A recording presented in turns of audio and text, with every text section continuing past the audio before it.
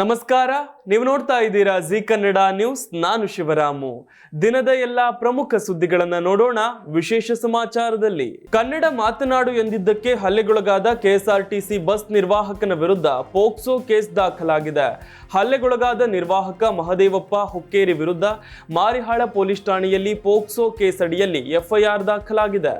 ನಿರ್ವಾಹಕ ಮಹದೇವಪ್ಪ ಹುಕ್ಕೇರಿ ಬಸ್ನಲ್ಲಿ ನನ್ನ ಮೇಲೆ ಅತ್ಯಾಚಾರಕ್ಕೆ ಯತ್ನಿಸಿದ್ದರು ಎಂದು ಯುವಕರನ್ನ ಕರೆಸಿ ಹಲ್ಲೆ ಮಾಡಿಸಿದ್ದ ಬಾಲಕಿ ದೂರು ನೀಡಿದ್ದಾಳೆ. ಈ ಪ್ರಕರಣ ರಾಜ್ಯಾದ್ಯಂತ ಸುದ್ದಿಯಾಗ್ತಿದ್ದಂತೆ ಇಂದು ನಸುಕಿನ ಜಾವ 2:30 ವೇಳೆಗೆ ಬಾಲಕಿಯಿಂದ ದೂರು ದಾಖಲಾಗಿದೆ.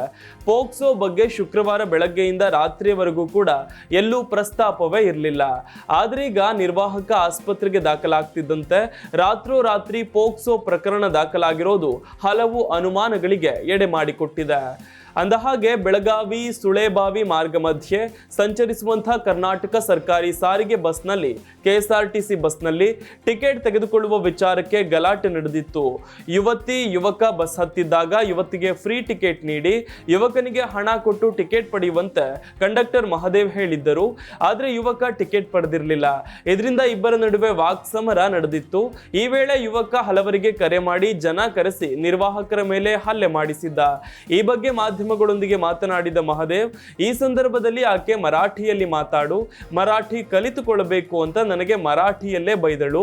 ಮುಂದೆ ಬಾಳೆಕುಂದ್ರಿ KH ಬರುತ್ತಿದ್ದಂತೆ ಅವರ ಕಡೆಯ 20 ಜನರು ನನ್ನ ಮೇಲೆ ಹಲ್ಲೆ ಮಾಡಲು ಬಂದ್ರು. ತಲೆ ಮೈ ಕೈಗೂ ಹೊಡೆದ್ರು ಅಂತ ಹೇಳಿಕೊಂಡಿದ್ರು. ಇನ್ನು ಪೋಕ್ಸೋ ಪ್ರಕರಣದ ಕುರಿತು ಮಾತನಾಡಿರುವ ನಿರ್ವಾಹಕ ಮಹದೇವ್, ನನಗೆ ದೂರು ನೀಡಿದ ಹುಡುಗಿಯಷ್ಟು ಪ್ರಾಯದ ವಯಸ್ಸಿನ ಮಗಳಿದ್ದಾಳೆ. ಪ್ರಕರಣದ ದಿಕ್ಕು ತಪ್ಪಿಸಲು ನನ್ನ ಮೇಲೆ ಸುಳ್ಳು ಕೇಸ್ ದಾಖಲಿಸಿದ್ದಾರೆ ಅಂತ ಬೇಸರ ವ್ಯಕ್ತಪಡಿಸಿದ್ದಾರೆ. ಸದ್ಯ ನಿರ್ವಾಹಕರ ಮೇಲೆಯೇ ಬಾಲಕಿ ಪೋಕ್ಸೋ ಕೇಸ್ ದಾಖಲಿಸಿದ್ದಾಳೆ. ಪ್ರಕರಣ ಸಂಬಂಧ ಬೆಳಗಾವಿ ನಗರ ಪೊಲೀಸ್ ಆಯುಕ್ತ ಎಡಾ ಮಾರ್ಟಿನ್ ಮಾತನಾಡಿ, ಬಾಳೆಕುಂದ್ರಿಯಲ್ಲಿ ಪ್ರಯಾಣಿಕ ನಿರ್ವಾಹಕರ ನಡುವೆ ಜಗಳವಾಗಿದೆ. ಇದೇ ವಿಚಾರಕ್ಕೆ ನಿರ್ವಾಹಕರ ಮೇಲೆ ಹಲ್ಲೆಯಾಗಿದ್ದು ಅವರು ಸದ್ಯ ಆಸ್ಪತ್ರೆಗೆ ದಾಖಲಾಗಿದ್ದಾರೆ ಅಂತ ತಿಳಿಸಿದ್ರು. ಮಾರಿಹಾಳ ಪೊಲೀಸ್ ಠಾಣೆಯಲ್ಲಿ ಈ ಸಂಬಂಧ ಪ್ರಕರಣ ದಾಖಲಾಗಿದೆ. ಈಗಾಗಲೇ 4 ಆರೋಪಿಗಳನ್ನ ಬಂಧಿಸಲಾಗಿದೆ. 3 ತಂಡ ರಚನೆ ಮಾಡಿ ನಾಪತ್ತೆಯಾದವರಿಗೆ ಹುಡುಕಾಟ ನಡೆದಿದೆ. ಭಾಷಾ ವಿಚಾರಕ್ಕೆ ಗಲಾಟೆಯಾಗಿದೆ ಅನ್ನೋ ಮಾಹಿತಿ ಇದೆ ಅಂತ ತಿಳಿಸಿದ್ರು. ನಿರ್ವಾಹಕನ ಮೇಲೆ ಹಲ್ಲೆ ನಡೆಸಿರುವುದನ್ನು ಖಂಡಿಸಿ ಪಂಥ ಬಾಳೆಕುಂದ್ರಿ ಗ್ರಾಮದ ಬಳಿಯ ಬೆಳಗಾವಿ ಬಾಗಲಕೋಟೆ ರಸ್ತೆ ತಡೆದು ಕರವೇ ಶಿವರಾಮೇಗೌಡ ಬಣ ಪ್ರತಿಭಟನೆ ನಡೆಸಿತ್ತು. MES ಪುಂಡರ ವಿರುದ್ಧ ಧಿಕ್ಕಾರ ಕೂಗಿ ಕರವೇ ಕಾರ್ಯಕರ್ತರು ಆಕ್ರೋಶ ವ್ಯಕ್ತಪಡಿಸಿದ್ರು. ಕನ್ನಡದಲ್ಲಿ ಮಾತನಾಡಿದ್ದಕ್ಕೆ ಮರಾಠಿಯಲ್ಲಿ ಮಾತನಾಡಲಿಲ್ಲ ಎಂಬ ಕಾರಣಕ್ಕೆ ಮಹದೇವ ಎಂಬ ಬಸ್ ನಿರ್ವಾಹಕರ ಮೇಲೆ ಮರಾಠಿ ಪುಂಡರು ಅಮಾನುಷವಾಗಿ ಹಲ್ಲೆ ನಡೆಸಿದ್ದಾರೆ. ಇದನ್ನ ಯಾವುದೇ ಕಾರಣಕ್ಕೂ ಸಹಿಸಿಕೊಳ್ಳಲು ಸಾಧ್ಯವಿಲ್ಲ. ಬೆಳಗಾವಿ ಪೊಲೀಸರು ಮಹದೇವ ಅವರ ಮೇಲೆ ಹಲ್ಲೆ ನಡೆಸಿದ ಪ್ರತಿಯೊಬ್ಬರನ್ನೂ ಕೂಡ ಬಂಧಿಸಿ ಜೈಲಿಗೆ ಕಳುಹಿಸಬೇಕು. ಇಲ್ಲವಾದಲ್ಲಿ ಇದರ ಪರಿಣಾಮ ಭೀಕರವಾಗಿರುತ್ತದೆ ಅಂತ ಕರವೇ ರಾಜ್ಯಾಧ್ಯಕ್ಷ ಟಿ.ಎ. ನಾರಾಯಣಗೌಡ ಎಚ್ಚರಿಸಿದ್ದಾರೆ. ಕನ್ನಡಿಗರು ಸೌಹಾರ್ದ ಪ್ರಿಯರು, ಶಾಂತಿ ಪ್ರಿಯರು. ಹಾಗಂದ ಮಾತ್ರಕ್ಕೆ ನಮ್ಮ ಮೇಲೆ ವಿನಾಕಾರಣ ಹಲ್ಲೆ ನಡೆಸುವ ಭಾಷಾಂಧರನ್ನ ಸಹಿಸಿಕೊಳ್ಳಲು ಸಾಧ್ಯವಿಲ್ಲ. ಬೆಳಗಾವಿಯನ್ನು ಕಿತ್ತುಕೊಳ್ಳಲು ನಡೆಸಿದ ಪ್ರಯತ್ನಗಳೆಲ್ಲ ವಿಫಲವಾದ ಮೇಲೆ ಹತಾಶರಾಗಿರುವ ಭಾಷಾಂಧ ಮರಾಠಿ ಪುಂಡರು ಈಗ ಕನ್ನಡಿಗರ ಮೇಲೆ ಕೈ ಮಾಡುವ ನೀಚ ಕೃತ್ಯಕ್ಕೆ ಇಳಿದಿದ್ದಾರೆ. ಪೊಲೀಸರು ಇವರ ಮೇಲೆ ಕ್ರಮ ಕೈಗೊಳ್ಳಲಿದ್ದರೆ ಕನ್ನಡಿಗರ ಸಿಟ್ಟು ರಟ್ಟೆಗೆ ಬರುತ್ತದೆ. ಅಂಥ ಸಂಘರ್ಷಕ್ಕೆ ಎಡೆ ಮಾಡಿಕೊಡದೆ ಪುಂಡರನ್ನ ಮೊದಲು ಬಂಧಿಸಲಿ ಅಂತ ಒತ್ತಾಯಿಸಿದ್ದಾರೆ. ಇನ್ನು ಹಲ್ಲೆಗೊಳಗಾದ ಮಹದೇವ ಅವರು ಬೇಗ ಗುಣಮುಖರಾಗ್ಲಿ, ಅವರೊಂದಿಗೆ ಕರ್ನಾಟಕ ರಕ್ಷಣಾ ವೇದಿಕೆ ಇರುತ್ತದೆ. ಈಗಾಗಲೇ ನಮ್ಮ ಪದಾಧಿಕಾರಿಗಳು ಮಹದೇವ ಅವರನ್ನ ಭೇಟಿ ಮಾಡಿ ಸಾಂತ್ವನ ಹೇಳಿದ್ದಾರೆ, ಧೈರ್ಯ ತುಂಬುವ ಕೆಲಸ ಮಾಡಿದ್ದಾರೆ. ಕೆಎಸ್ಆರ್ಟಿಸಿ ಚಾಲಕರು ನಿರ್ವಾಹಕರು ಈ ಘಟನೆಯಿಂದ ಧೃತಿಗೆಡುವ ಅವಶ್ಯಕತೆ ಇಲ್ಲ, ಇಂಥ ಹೇಡಿಗಳಿಗೆ ಬೆದರುವ ಅಗತ್ಯವೂ ಇಲ್ಲ ಎಂದರು. ಕರ್ನಾಟಕದ ನೆಲದಲ್ಲಿ ಬದುಕುವವರು ಕನ್ನಡ ಕಲಿತು ಕನ್ನಡಿಗರಾಗಿ ಬಾಳಬೇಕು. ಅದನ್ನ ಹೊರತುಪಡಿಸಿ ತಮ್ಮ ಭಾಷೆ ಕಲಿಯಿರಿ ಅಂತ ತಾಕೀತು ಮಾಡಿ ದೌರ್ಜನ್ಯ ನಡೆಸಲು ಹೊರಟರೆ ಅಂಥವರಿಗೆ ಕರ್ನಾಟಕ ರಕ್ಷಣಾ ವೇದಿಕೆ ತಕ್ಕ ಪಾಠ ಕಲಿಸಲಿದೆ. ಇದು ನನ್ನ ನೇರವಾದ ಎಚ್ಚರಿಕೆ ಅಂತ ತಿಳಿಸಿದ್ರು. ಬೆಂಗಳೂರಿನ IT-BT ಕಂಪನಿಗಳು ಉದ್ಯೋಗಿಗಳನ್ನ ಕೆಲಸಕ್ಕೆ ತೆಗೆದುಕೊಳ್ಳಲು ಏಕರೂಪದ ನಿಯಮವನ್ನೇ ಮಾಡಿಕೊಂಡಿಲ್ಲ. ಒಂದೊಂದು ಕಂಪನಿಗಳು ಒಂದು ನಿಯಮ ಅನುಸರಿಸುತ್ತಿವೆ. ಇದು ಆಗಬಾರದು. ಒಂದೇ ನಿಯಮ ರೂಪಿಸುವ ಸಂಬಂಧ ಕಾರ್ಮಿಕ ಇಲಾಖೆ ಜೊತೆ ಸಮನ್ವಯ ಇಟ್ಟುಕೊಳ್ಳಿ ಅಂತ ಕಾರ್ಮಿಕ ಸಚಿವ ಸಂತೋಷ್ ಲಾಡ್ IT ಕಂಪನಿಗಳಿಗೆ ಖಡಕ್ ಸೂಚನೆ ನೀಡಿದ್ದಾರೆ. ವಿಕಾಸಸೌಧದಲ್ಲಿ ಇನ್ಫೋಸಿಸ್ನ ಮೈಸೂರು ನೌಕರರ ಆಡಳಿತ ಮಂಡಳಿಗೆ ಸಂಬಂಧಿಸಿದಂತೆ ಸಭೆ ನಡೆಸಿ ಮಾತನಾಡಿದ ಅವರು, ಉದ್ಯೋಗಿಗಳ ಮೇಲೆ ವಿಪರೀತ ಒತ್ತಡದ ಕೆಲಸ ಎಷ್ಟು ಸರಿ ಅಂತ ಪ್ರಶ್ನಿಸಿದ್ರು. ಐಟಿ ವಲಯದ ಉದ್ಯೋಗಿಗಳಿಗೆ ವಿಪರೀತ ಒತ್ತಡ ಹಾಕಿ ಕೆಲಸ ಮಾಡಿಸಿಕೊಳ್ಳಲಾಗುತ್ತಿದೆ ಎಂಬ ದೂರುಗಳಿವೆ. ನಿಗದಿತ ಅವಧಿಯಲ್ಲಿ ಪ್ರಾಜೆಕ್ಟ್ಗಳನ್ನು ಮುಗಿಸಿ ಅಂತ ಒತ್ತಡ ಹಾಕಲಾಗುತ್ತಿದೆ. ಉದ್ಯೋಗಿಗಳು ದಿನದ 24 ಗಂಟೆ ಕಂಪನಿಯ ಸಂಪರ್ಕದಲ್ಲಿ ಇರಬೇಕು. ಖಾಸಗಿತನ ಇಲ್ಲ. ಯಾವಾಗ ಕಾಲ್ ಬಂದರೂ ಕೂಡ ಆನ್ಲೈನ್ ಮೀಟಿಂಗ್ಗೆ ಕರೆದರೂ ಕೂಡ ಅಟೆಂಡ್ ಮಾಡಲೇಬೇಕು ಎಂಬ ಹೇರಿಕೆಗಳು ಉದ್ಯೋಗಿಗಳ ಮೇಲೆ ವ್ಯತಿರಿಕ್ತ ಪರಿಣಾಮ ಬೀರುತ್ತಿವೆ ಅಂತ ಸಚಿವರು ತಿಳಿಸಿದ್ರು. ಈ ರೀತಿಯ ನಿಯಮಗಳನ್ನ ಯಾವ ಆಧಾರದ ಮೇಲೆ ಕೈಗೊಳ್ಳಲಾಗುತ್ತಿದೆ? ಸರ್ಕಾರಕ್ಕೆ ಈ ಬಗ್ಗೆ ಯಾಕೆ ಮಾಹಿತಿ ಕೊಡ್ತಾ ಇಲ್ಲ? ಇಂಥ ನಿಯಮಗಳಿಂದ ಉದ್ಯೋಗಿಗಳ ಮೇಲೆ ಆಗುತ್ತಿರುವಂತಹ ಮಾನಸಿಕ ಒತ್ತಡಕ್ಕೆ ಕಂಪನಿಗಳು ಏನು ಕ್ರಮ ಕೈಗೊಂಡಿವೆ ಎಂಬ ಬಗ್ಗೆ ಖಾಸಗಿ ಕಂಪನಿಯ ಅಧಿಕಾರಿಗಳಿಗೆ ಪ್ರಶ್ನೆ ಮಾಡಿದ್ರು. ಉದ್ಯೋಗಿಗಳಲ್ಲಿ ಮಹಿಳೆಯರಿಗೆ ಪ್ರಾತಿನಿಧ್ಯ, ಮಹಿಳಾ ಉದ್ಯೋಗಿಗಳ ಸುರಕ್ಷತೆ, ಆರೋಗ್ಯ ಕಾಳಜಿ ಬಗ್ಗೆ ಐಟಿ ಕಂಪನಿಗಳಿಗೆ ಸಚಿವ ಸಂತೋಷ್ ಲಾಡ್ ಕಟ್ಟುನಿಟ್ಟಿನ ಸೂಚನೆ ನೀಡಿದ್ರು. ಗೃಹಲಕ್ಷ್ಮಿ ಯೋಜನೆಯ ಫಲಾನುಭವಿಗಳಿಗೆ ಗುಡ್ ನ್ಯೂಸ್ ಸಿಕ್ಕಿದೆ. ಇನ್ನೊಂದು ವಾರದಲ್ಲಿ ಹಣವನ್ನು ಸಂದಾಯ ಮಾಡಲಾಗುವುದು ಅಂತ ಮಹಿಳಾ ಮತ್ತು ಮಕ್ಕಳ ಅಭಿವೃದ್ಧಿ ಸಚಿವೆ ಲಕ್ಷ್ಮಿ ಹೆಬ್ಬಾಳ್ಕರ್ ಭರವಸೆ ನೀಡಿದ್ದಾರೆ. ಬೆಳಗಾವಿಯಲ್ಲಿ ಮಾತನಾಡಿದ ಸಚಿವೆ, ಇದುವರೆಗೂ ಕೂಡ ಬೆಂಗಳೂರಿನ ಕೇಂದ್ರ ಕಚೇರಿಯಿಂದ ಗೃಹಲಕ್ಷ್ಮಿ ಯೋಜನೆಯ ಹಣವನ್ನ ಬಿಡುಗಡೆ ಮಾಡಲಾಗುತ್ತಿತ್ತು. ಇನ್ನು ಮುಂದೆ ಹಾಗೆ ಆಗುವುದಿಲ್ಲ. ಇದನ್ನು ಕೂಡ ವಿಕೇಂದ್ರೀಕರಣ ಮಾಡುವ ನಿಟ್ಟಿನಲ್ಲಿ ತಾಲೂಕು ಪಂಚಾಯಿತಿ ಮೂಲಕ ಹಣ ಬಿಡುಗಡೆ ಮಾಡಿ ನಂತರ ನಮ್ಮ ಇಲಾಖೆಯ ಶಿಶು ಯೋಜನಾ ಅಭಿವೃದ್ಧಿ ಅಧಿಕಾರಿ ಖಾತೆಗೆ ಹಣ ವರ್ಗಾವಣೆ ಮಾಡಲಾಗುತ್ತದೆ. ಆನಂತರ ಫಲಾನುಭವಿ ಖಾತೆಗೆ ಜಮೆ ಮಾಡಲಾಗುವುದು ಅಂತ ಸಚಿವರು ತಿಳಿಸಿದ್ದಾರೆ. ನನಗೆ ಅಪಘಾತ ಆಗಿರೋದು ಎಲ್ಲರಿಗೂ ಗೊತ್ತೇ ಇದೆ. ಇಷ್ಟು ದಿನ ವಿಶ್ರಾಂತಿಯಲ್ಲಿದೆ. ಹೀಗಾಗಿ ಹಣ ಬಿಡುಗಡೆ ವಿಳಂಬವಾಗಿದೆ. ಈಗಾಗಲೇ ಅಧಿಕಾರಿಗಳಿಗೆ ಹಣ ಬಿಡುಗಡೆ ಮಾಡುವಂತೆ ಸೂಚಿಸಿದ್ದೇನೆ. ವಿರೋಧ ಪಕ್ಷಗಳಿಗೆ ಟೀಕೆ ಮಾಡೋದು ಬಿಟ್ರೆ ಬೇರೆ ಏನೂ ಕೆಲಸ ಇಲ್ಲ. ನಮ್ಮ ಗ್ಯಾರಂಟಿ ಯೋಜನೆಗಳನ್ನ ಟೀಕೆ ಮಾಡಿ ಈಗ ಅವರೇ ಕೆಲವು ರಾಜ್ಯಗಳಲ್ಲಿ ಕಾಪಿ ಮಾಡ್ತಿದ್ದಾರೆ ಅಂತ ಆಕ್ರೋಶ ವ್ಯಕ್ತಪಡಿಸಿದ್ರು.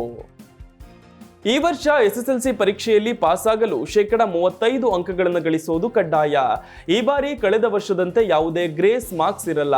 ಕರ್ನಾಟಕ ಶಾಲಾ ಪರೀಕ್ಷೆ ಮತ್ತು ಮೌಲ್ಯಮಾಪನ ಮಂಡಳಿ ಕೋವಿಡ್ಗೂ ಮೊದಲಿದ್ದ ವ್ಯವಸ್ಥೆಯನ್ನ ಮತ್ತೆ ಜಾರಿಗೆ ತಂದಿದೆ. ಕಳೆದ ವರ್ಷ ಎಸ್ಎಸ್ಎಲ್ಸಿ ಪರೀಕ್ಷೆಗಳಲ್ಲಿ ಅನುತ್ತೀರ್ಣರಾದ ವಿದ್ಯಾರ್ಥಿಗಳ ಸಂಖ್ಯೆಯನ್ನು ಪರಿಗಣಿಸಿ ಹೆಚ್ಚಿನ ಸಂಖ್ಯೆಯ ವಿದ್ಯಾರ್ಥಿಗಳು ಮುಂದಿನ ತರಗತಿಗೆ ಬಡ್ತಿ ಪಡೆಯಲು ಸಹಾಯ ಮಾಡುವುದಕ್ಕಾಗಿ ಮಂಡಳಿಯು ಕನಿಷ್ಠ ಉತ್ತೀರ್ಣ ಅಂಕಗಳನ್ನು 25%ಕ್ಕೆ ಇಳಿಕೆ ಮಾಡಿತ್ತು. ಹಾಗೆಯೇ ಗ್ರೇಸ್ ಮಾರ್ಕ್ಗಳನ್ನು ಕೂಡ ನೀಡಿತ್ತು.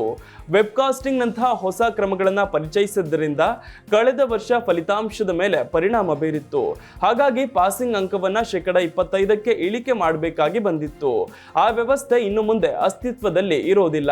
ಹಾಗೆಯೇ 35% ಅಂಕಗಳನ್ನು ಗಳಿಸೋದು ಕಡ್ಡಾಯವಾಗಿದೆ ಅಂತ ಶಿಕ್ಷಣ ಸಚಿವ ಮಧು ಬಂಗಾರಪ್ಪ ತಿಳಿಸಿದ್ದಾರೆ. ಈ ವರ್ಷ ಯಾವುದೇ ಗ್ರೇಸ್ ಅಂಕಗಳು ಇರೋದಿಲ್ಲ ಮತ್ತು ಪಾಸಿಂಗ್ ಅಂಕಗಳನ್ನು ಕಡಿಮೆ ಮಾಡುವ ಪ್ರಶ್ನೆಯೇ ಇಲ್ಲ ಅಂತಲೂ ಕೂಡ ಸಚಿವರು ಸ್ಪಷ್ಟಪಡಿಸಿದ್ದಾರೆ. ಹೀಗಾಗಿ ಎಸ್ಎಸ್ಎಲ್ಸಿ ವಿದ್ಯಾರ್ಥಿಗಳು ಪಾಸ್ ಆಗಲು 35% ಅಂಕ ಗಳಿಸೋದು ಕಡ್ಡಾಯ. ಇನ್ನು ಮಾರ್ಚ್ 21ರಿಂದ ಎಸ್ಎಸ್ಎಲ್ಸಿ ಪರೀಕ್ಷೆ ಆರಂಭವಾಗಲಿದ್ದು ಏಪ್ರಿಲ್ 4ರವರೆಗೆ ನಡೆಯಲಿದೆ.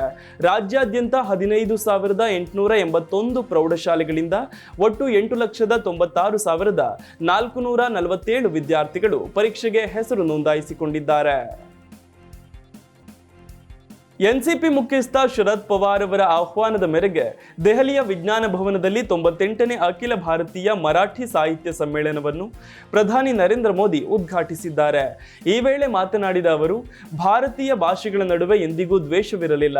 ಭಾಷಾಶಾಸ್ತ್ರದ ಆಧಾರದ ಮೇಲೆ ತಾರತಮ್ಯ ಮಾಡುವ ಪ್ರಯತ್ನಗಳಿಗೆ ಸೂಕ್ತ ಉತ್ತರವನ್ನು ನೀಡುವ ಮೂಲಕ ಭಾಷೆಗಳೇ ಪರಸ್ಪರ ಭಾಷೆಗಳನ್ನು ಶ್ರೀಮಂತಗೊಳಿಸಿವೆ ಅಂತ ಪ್ರಧಾನಿ ನರೇಂದ್ರ ಮೋದಿ ಹೇಳಿದ್ದಾರೆ. ಮರಾಠಿ ಶೌರ್ಯ, ಧೈರ್ಯ, ಸೌಂದರ್ಯ, ಸೂಕ್ಷ್ಮತೆ ಮತ್ತು ಸಮಾನತೆಯ ಅಂಶಗಳನ್ನು ಪ್ರತಿಬಿಂಬಿಸುವ ಸಂಪೂರ್ಣ ಭಾಷೆಯಾಗಿದೆ. ಭಾರತೀಯ ಭಾಷೆಗಳಲ್ಲಿ ಎಂದಿಗೂ ಕೂಡ ದ್ವೇಷವಿರಲಿಲ್ಲ. ಭಾಷೆಗಳು ಯಾವಾಗಲೂ ಪರಸ್ಪರ ಪ್ರಭಾವ ಬೀರಿವೆ. ಭಾಷೆಗಳ ಆಧಾರದ ಮೇಲೆ ವಿಭಜನೆಗಳನ್ನು ಸೃಷ್ಟಿಸಲು ಪ್ರಯತ್ನಗಳು ನಡೆದಾಗ ಭಾರತದ ಹಂಚಿಕೆಯ ಭಾಷಾ ಪರಂಪರೆ ಸೂಕ್ತ ಉತ್ತರವನ್ನು ನೀಡಿತು ಅಂತ ಪ್ರಧಾನಿ ನರೇಂದ್ರ ಮೋದಿ ಹೇಳಿದ್ದಾರೆ. ಭಾಷೆಗಳ ಆಧಾರದಲ್ಲಿ ವಿಭಜನೆ ಮಾಡುವುದು ತಪ್ಪು. ಎಲ್ಲಾ ಭಾಷೆಗಳನ್ನು ಅಳವಡಿಸಿಕೊಳ್ಳುವುದು ಮತ್ತು ಶ್ರೀಮಂತಗೊಳಿಸುವುದು ನಮ್ಮ ಸಾಮಾಜಿಕ ಜವಾಬ್ದಾರಿಯಾಗಿದೆ ಅಂತ ಪ್ರಧಾನಿ ಮೋದಿ ಒತ್ತಿ ಹೇಳಿದ್ದಾರೆ. ಇನ್ನು ರಾಷ್ಟ್ರೀಯ ಶಿಕ್ಷಣ ನೀತಿ ಅನುಷ್ಠಾನವು ದೇಶಾದ್ಯಂತ ತ್ರಿಭಾಷಾ ಸೂತ್ರವನ್ನು ಹೇರುವ ಪ್ರಯತ್ನವಾಗಿದೆ ಎಂಬ ತಮಿಳುನಾಡು ಮುಖ್ಯಮಂತ್ರಿ ಎಂಕೆ ಸ್ಟಾಲಿನ್ ಅವರ ಹೇಳಿಕೆಗೆ ಪರೋಕ್ಷವಾಗಿ ಈ ಮೂಲಕ ಪ್ರಧಾನಿ ತಿರುಗೇಟು ನೀಡಿದ್ದಾರೆ. ಭಾರತವು ನಿರಂತರವಾಗಿ ವಿಕಸನಗೊಂಡು ಹೊಸ ಆಲೋಚನೆಗಳನ್ನು ಅಳವಡಿಸಿಕೊಂಡಿದೆ. ಹಾಗೆಯೇ ಹೊಸ ಬದಲಾವಣೆಗಳನ್ನು ಕೂಡ ಸ್ವಾಗತಿಸುತ್ತಿರುವುದರಿಂದ ವಿಶ್ವದ ಅತ್ಯಂತ ಹಳೆಯ ನಾಗರಿಕತೆಗಳಲ್ಲಿ ಒಂದಾಗಿದೆ. ಭಾರತವು ವಿಶ್ವದ ಅತಿದೊಡ್ಡ ಭಾಷಾ ವೈವಿಧ್ಯತೆಯನ್ನು ಹೊಂದಿದೆ ಅನ್ನೋದು ಇದಕ್ಕೆ ಪುರಾವೆಯಾಗಿದೆ. ಈ ಭಾಷಾ ವೈವಿಧ್ಯತೆಯು ನಮ್ಮ ಏಕತೆಯ ಅತ್ಯಂತ ಮೂಲಭೂತ ಆಧಾರವಾಗಿದೆ ಅಂತ ಪ್ರಧಾನಿ ನರೇಂದ್ರ ಮೋದಿ ಹೇಳಿದ್ದಾರೆ. ಮರಾಠಿಗೆ ಶಾಸ್ತ್ರೀಯ ಭಾಷಾ ಸ್ಥಾನಮಾನ ನೀಡಿದ 1 ವರ್ಷದ ನಂತರ ಮತ್ತು 71 ವರ್ಷಗಳ ಅಂತರದ ನಂತರ 3 ದಿನಗಳ ಅಖಿಲ ಭಾರತೀಯ ಮರಾಠಿ ಸಾಹಿತ್ಯ ಸಮ್ಮೇಳನವನ್ನ ರಾಷ್ಟ್ರ ರಾಜಧಾನಿ ದೆಹಲಿಯಲ್ಲಿ ನಡೆಸಲಾಗುತ್ತಿದೆ. ದೆಹಲಿಯ ನೂತನ ಮುಖ್ಯಮಂತ್ರಿ ರೇಖಾ ಗುಪ್ತಾ ತಮ್ಮ ಮೊದಲ ಕ್ಯಾಬಿನೆಟ್ ಸಭೆಯಲ್ಲಿ ಆಯುಷ್ಮಾನ್ ಭಾರತ್ ಯೋಜನೆಯ ಪ್ರಯೋಜನಗಳನ್ನು ದೆಹಲಿಯ ಜನರಿಗೆ ಒದಗಿಸುವ ನಿಟ್ಟಿನಲ್ಲಿ ಈ ಒಂದು ಪ್ರಸ್ತಾಪವನ್ನ ಅಂಗೀಕರಿಸಿದ್ದಾರೆ. ಅದರಂತೆ ಈಗ ದೆಹಲಿಯ ಜನರು ಆಯುಷ್ಮಾನ್ ಯೋಜನೆಯಡಿ ಕೇಂದ್ರ ಸರ್ಕಾರದಿಂದ 5 ಲಕ್ಷ ರೂಪಾಯಿಗಳವರೆಗೆ ಹಾಗೆ ದೆಹಲಿ ರಾಜ್ಯ ಸರ್ಕಾರದಿಂದ 5 ಲಕ್ಷ ರೂಪಾಯಿಗಳವರೆಗೆ ಉಚಿತ ಚಿಕಿತ್ಸೆ ಪಡೆಯುವ ಸೌಲಭ್ಯವನ್ನ ಹೊಂದಿರುತ್ತಾರೆ. ಪ್ರಧಾನಮಂತ್ರಿ ಜನ್ ಆರೋಗ್ಯ ಯೋಜನೆ ಅಂತಲೂ ಕರೆಯಲ್ಪಡುವ ಆಯುಷ್ಮಾನ್ ಭಾರತ್ ಯೋಜನೆಯನ್ನ ಅರವಿಂದ್ ಕೇಜ್ರಿವಾಲ್ ಅವರ ನೇತೃತ್ವದ ಸರ್ಕಾರವಿದ್ದಂಥ ಸಂದರ್ಭದಲ್ಲಿ ದೆಹಲಿಯಲ್ಲಿ ಜಾರಿಗೆ ತಂದಿರಲಿಲ್ಲ. ಅದಕ್ಕಾಗಿಯೇ ಬಿಜೆಪಿ ಇದನ್ನ ಚುನಾವಣೆಯಲ್ಲಿ ಒಂದು ಪ್ರಮುಖ ವಿಷಯವನ್ನಾಗಿ ಪ್ರಣಾಳಿಕೆಯನ್ನ ತಂದಿತ್ತು. ಕಡಿಮೆ ಆದಾಯದ ಗುಂಪುಗಳ ಜನರಿಗೆ ಆರೋಗ್ಯ ರಕ್ಷಣೆಗಾಗಿ ಆರ್ಥಿಕ ನೆರವು ನೀಡಲು ಕೇಂದ್ರ ಸರ್ಕಾರವು 2018ರಲ್ಲಿ ಈ ಯೋಜನೆಯನ್ನ ಪ್ರಾರಂಭಿಸಿತು. ಈ ಯೋಜನೆ ಪ್ರತಿ ಕುಟುಂಬಕ್ಕೆ ವರ್ಷಕ್ಕೆ 5 ಲಕ್ಷ ರೂಪಾಯಿಗಳವರೆಗೆ ವೈದ್ಯಕೀಯ ರಕ್ಷಣೆ ನೀಡುತ್ತೆ. ದೆಹಲಿಯಲ್ಲಿ ಇನ್ನು ಮುಂದೆ ಈ ಯೋಜನೆಯಡಿ 10 ಲಕ್ಷ ರೂಪಾಯಿಗಳವರೆಗೆ ಆರೋಗ್ಯ ರಕ್ಷಣೆ ಲಭ್ಯವಿರುತ್ತೆ. ಭಾರತದಲ್ಲಿ ಮತದಾನ ಪ್ರಮಾಣವನ್ನು ಹೆಚ್ಚಿಸಲು USAID ಇಂದ ನೀಡುತ್ತಿದ್ದ $21 ಮಿಲಿಯನ್ ಅಮೆರಿಕನ್ ಡಾಲರ್ ರದ್ದತಿಯ ಬಗ್ಗೆ ತಿಳಿಸಿದ ಅಮೆರಿಕ ಅಧ್ಯಕ್ಷ ಡೊನಾಲ್ಡ್ ಟ್ರಂಪ್, ಭಾರತ ಮತ್ತು ಭಾರತದ ಪ್ರಧಾನಿ ನರೇಂದ್ರ ಮೋದಿ ಬಗ್ಗೆ ವೈಯಕ್ತಿಕವಾಗಿ ಗೌರವವಿದೆ, ಆದರೆ ಇಷ್ಟು ಭಾರಿ ಮೊತ್ತವನ್ನ ಭಾರತಕ್ಕೆ ಸಂದಾಯ ಮಾಡೋದು ಸಾಧ್ಯವಿಲ್ಲ. ಭಾರತದ ಬಳಿ ಸಾಕಷ್ಟು ಹಣ ಇದೆ. ಅವರು ತಮ್ಮ ಆಂತರಿಕ ವ್ಯವಸ್ಥೆಯನ್ನು ಸದೃಢಗೊಳಿಸಲು ಸಬಲರಾಗಿದ್ದಾರೆ. ಅಮೆರಿಕನ್ ನಾಗರಿಕರ ತೆರಿಗೆ ಹಣದಲ್ಲಿ ಭಾರತದಲ್ಲಿ ಮತದಾನ ಪ್ರಮಾಣ ಹೆಚ್ಚಿಸಲು ಅನುದಾನ ನೀಡುವುದು ಸಾಧ್ಯವಿಲ್ಲ ಅಂತ ಹೇಳಿದ್ದರು. ಈ ಬಗ್ಗೆ ವಿದೇಶಾಂಗ ಸಚಿವಾಲಯದ ವಕ್ತಾರ ರಣಧೀರ್ ಜೈಸ್ವಾಲ್ ಪ್ರತಿಕ್ರಿಯಿಸಿದ್ದಾರೆ. ಅಮೆರಿಕ ಅಧ್ಯಕ್ಷ ಡೊನಾಲ್ಡ್ ಟ್ರಂಪ್ ಅವರ ಹೇಳಿಕೆಯನ್ನ ತೀವ್ರ ಕಳವಳಕಾರಿ ಅಂತ ಹೇಳಿರುವ ವಿದೇಶಾಂಗ ವಕ್ತಾರ ರಣಧೀರ್ ಜೈಸ್ವಾಲ್, ಈ ವಿಷಯ ಪರಿಶೀಲನೆಯಲ್ಲಿದೆ. ಕೆಲವು ಅಮೆರಿಕದ ಚಟುವಟಿಕೆಗಳು ಮತ್ತು ನಿಧಿಯ ಕುರಿತು ಅಮೆರಿಕ ಆಡಳಿತವು ನೀಡಿರುವ ಮಾಹಿತಿಯನ್ನ ನಾವು ನೋಡಿದ್ದೇವೆ. ಇದು ಭಾರತದ ಆಂತರಿಕ ವ್ಯವಹಾರಗಳಲ್ಲಿ ವಿದೇಶಿ ಹಸ್ತಕ್ಷೇಪದ ಬಗ್ಗೆ ಕಳವಳಗಳಿಗೆ ಕಾರಣವಾಗಿದೆ. ಸಂಬಂಧಿತ ಇಲಾಖೆಗಳು ಮತ್ತು ಏಜೆನ್ಸಿಗಳು ಈ ವಿಷಯವನ್ನ ಪರಿಶೀಲಿಸುತ್ತಿವೆ. ಈ ಹಂತದಲ್ಲಿ ಸಾರ್ವಜನಿಕವಾಗಿ ಪ್ರತಿಕ್ರಿಯೆ ನೀಡುವುದು ಸರಿಯಲ್ಲ ಅಂತ ಜೈಸ್ವಾಲ್ ಹೇಳಿದ್ದಾರೆ. ಭಾರತೀಯ ಅಮೆರಿಕನ್ ಕಾಶ್ ಪಟೇಲ್ FBI ನ 9ನೇ ನಿರ್ದೇಶಕರಾಗಿ ಭಗವದ್ಗೀತೆಯ ಮೇಲೆ ಪ್ರಮಾಣ ಮಾಡಿ ಅಧಿಕಾರ ಮತ್ತು ಗೌಪ್ಯತೆಯನ್ನು ಸ್ವೀಕರಿಸಿದ್ದಾರೆ.